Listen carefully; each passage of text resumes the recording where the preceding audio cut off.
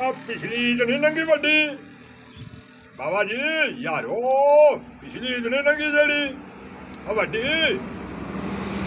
ਉਹਦੇ ਉੱਤੇ ਬਾਬੇ ਦੁੱਲੇ ਨੇ 8000 ਦਾ ਲੀਲਾ ਲੈ ਕੇ 60000 ਦਾ ਵੇਚਿਆ।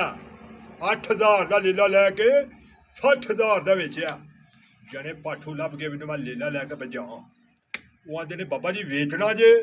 ਮੈਂ ਕਿਹਾ ਲੀਲਾ ਸਾਡਾ ਇੰਗਲਿਸ਼ ਬੋਲਦਾ ਕਿਸ ਤਰ੍ਹਾਂ ਨਹੀਂ ਵੇਚਦਾ ਇੰਨੀ ਛੇਤੀ। ਅੱਛਾ ਉਹ ਆਂਦੇ ਨੇ ਜੀ ਕਿੱਕਰ ਅੰਗਰੇਜ਼ੀ ਬੋਲਦਾ। ਮੈਂ ਹੁਣ ਮੈਂ ਲੇਲੇ ਨੂੰ ਛੇੜੋ ਤੇ ਲੇਲੇ ਨੂੰ ਪੁੱਛੋ ਵੀ ਸਾਡੇ ਦੋਵਾਂ 'ਚ ਜਾਨਵਰ ਕੌਣ ਹੈ।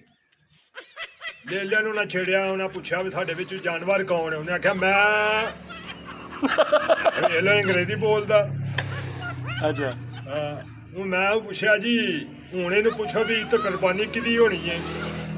ਉਹਨੂੰ ਛੇੜਿਆ, ਉਹਨੂੰ ਆਖਿਆ, ਫਿਰ ਪੁੱਛਿਆ ਵੀ ਲੇਲਾ ਜੀ ਕੁਰਬਾਨੀ ਕਿਹਦੀ ਹੋਣੀ ਹੈ। ਉਹਨੇ ਆਖਿਆ ਮੈਂ।